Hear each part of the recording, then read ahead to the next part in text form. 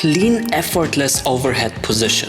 It looks simple, but there's a lot going on under the surface. It's not just about your shoulder flexibility, your spine, clavicles, even the way your shoulder blades move. All of it matters. In this video, we'll uncover what really needs to happen in your body to unlock overhead mobility and guide you through targeted exercises to get there, step by step. Together with my buddy Lucas here, and before we start with the exercises, why is it even important to work on this overhead mobility? Well, first off, for if you want to learn more adventurous movements, just like a handstand. Or if you want to take it even further for moves like macaco or general acrobatics. Or generally speaking, when you're a desktop warrior and you're plagued with tight, achy shoulders, opening them up will be very good for you. So that daily task like reaching for your favorite book are just a little bit more easy and you can enjoy life a bit more. Before we dive into the practical part and take on the shoulder transforming work, let's first take a quick look at the anatomy, so we can understand what needs to happen for a smooth and harmonious integration of movement into a clean overhead position. The first part of the body that we need to understand is our rib cage and the ability of it to open up and close back down again. Now this is accompanied by an extension of the spine, especially the thoracic spine. For the second part, we need to turn around and look at our back, namely our shoulder blade, the scapulae. These are actually also part of our shoulder joint and need to have a lot of mobility, movement freedom when moving in various positions, such as also here the overhead position. Now when going upwards, there is this notion of the scapula to rotate freely, and this is what needs to happen. The third aspect is actually something that is often overlooked, which is our clavicle. Now when lifting the shoulder and going into an overhead position, you will actually see a movement of the clavicle as well. It will tilt upwards and create room for the arm to move into this overhead position.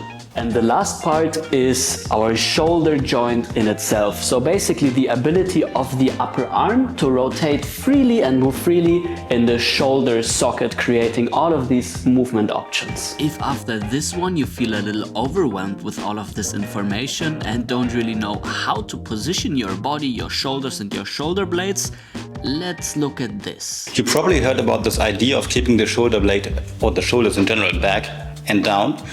Very common in fitness, dance and especially yoga. And then usually most people are limited here, which then leads to compensation from other body parts. And then we move here and, for example, try to stand a handstand like this. And when we instead let go of the shoulder blade and let it move freely, then we can access better ranges of motion in the shoulder and many things work better. For all moves shown in this video, allow your shoulder blades to move freely. See where you have the least amount of restrictions and go there.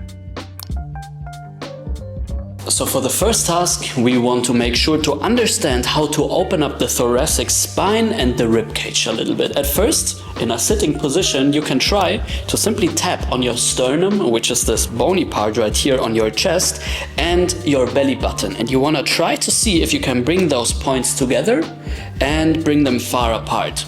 Now this task won't create a lot of mobility, but it will teach you how to especially focus on the upper portion of the spine to move freely. Now, when you have done this a little bit, you can of course also directly put it into a great task that you can do nearly everywhere. You need a box, a bench, a table, a chair, it could be anything. You want to make sure that your shoulder blades are basically just resting on the edge of the object. You want to let your hips drop down and you can simply rest your head in your arms and your fingers and simply try to open up your spine a little bit. Again, we don't want to overextend for now the lower portion of the spine, as it doesn't do anything to the overhead mobility, but keep it rather neutral and focus mostly on this upper back region. You can do some repetitions, you can also just hang out here, enjoy and rest, and as soon as we work in this open position, allow your breath to flow free again here as well. Breathe deep into your hips, and this will be your first task. For the next part, let's have a little bit of theory. we have two potential major areas which can restrict our overhead range of motion. One is the chest muscles and the other one are the big back muscle, the lat. So the first task targets the chest area. You will see other options on the screen now. We are using the rings. You can choose whatever you want or whatever you have at home. When using the rings, make sure you have the hands at around head height. That's due to where the muscles attach. This will give you probably the best stretch. You lean forward. I'm in a slight split stance to make sure I can balance my weight well. And from here I experiment with straightening and bending my arms, but I make sure that my elbow does not rotate inward, but externally. And then I'm leaning further forward and see where I feel the best stretch. Keep your breath flowing and continue doing this for about 1 to 2 minutes in 3 total sets. Now for the second task, where we want to target our lats, we can again use an anchor point such as the rings. If you don't have them, you can use a branch, a pull-up bar, a door frame would even work, but this one is quite nice because it's that dynamic. So starting off, I want to have the anchor point roughly at head height. The lower you go, the more intense the stretch will be. So let's start a little bit easier. Now, I want to make sure to lean down towards the side. When we want to stretch the lat, then opposing to the chest stretch, we want to keep the arms more in front of the body and open up the side. Now this will, as you will probably feel, give a big stretch here on the side of your body. And from here on, you are simply free to experiment, rotating your arm and your hand, extending your hip a little bit more, twisting your body open and close, and remember to breathe easily.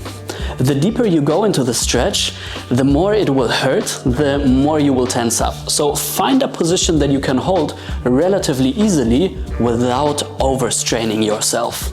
Remember to start slow and gentle. Hold the position for about a minute or 2 and continue for 2 more sets.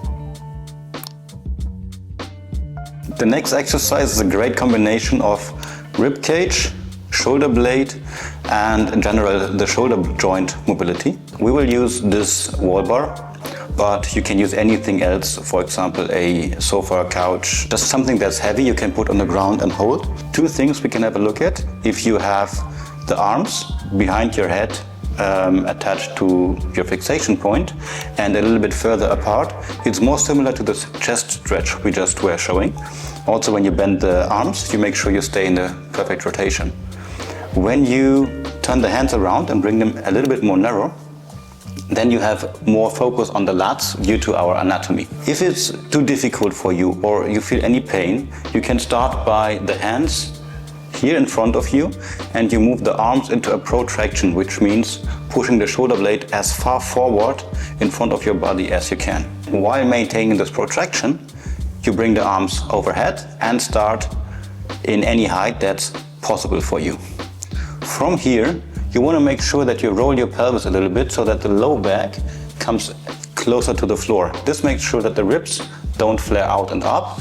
Rotating the pelvis, drawing the belly button in, and thinking of low back towards the ground makes sure that this position is good and you have more stretch on the shoulders then. This is very tiring for the neck to hold the head all the time in this position, so use something to put it under the head and you can relax and focus more on what's actually happening for the stretch. Now, as you see, there is a lot of details in this one. You don't need to focus on all of them at the same time. Pick one, study it, and after a while integrate a different one. Now that we have worked on all of this mobility, let's put it to good use in our training. Every time you're performing a motion where the arm stretches overhead, try to search for this maximum range of motion. And this is it for this video. We really hope you liked it. We think it's a good one, saturated not only with practical tips, but also theoretical background information. Let us know in the comment section if you liked it, if you want to see more of us, and especially more of Lukas on this channel. Don't forget to subscribe and see you in the next one. Ciao, ciao. Ciao, guys.